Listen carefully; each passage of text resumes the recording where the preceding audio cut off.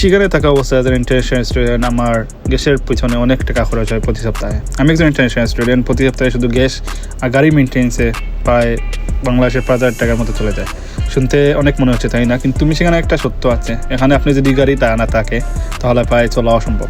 এখানে বাস আছে কিন্তু আপনার টাইমিং মিলবে না। মেট্রো নাই, আপনার ক্লাস আছে, গ্রোসারি করা লাগে, এখান থেকে ওখানে যাওয়া লাগে, সব কিছু আপনার করা লাগে। So as international student per week আমার লাইক $45 to $50 লাগে, যেহেতু এখানে প্রাইস $2.89 পার গ্যালন। রেস্টটা কিন্তু অনেক বেশি, কিন্তু যখন যা দরকার আপনাকে তা করতেই হবে। You don't have any option, we can go, no waiting, no stress. এটা ইন্টারন্যাশনাল স্টুডেন্ট লাইফ। আপনি মনে করতে পারেন এটা লাক্সারি না, এটা আপনার নেসেসিটি। আপনার যদি এই ব্লগটা ভালো লাগে অবশ্যই জানাবেন।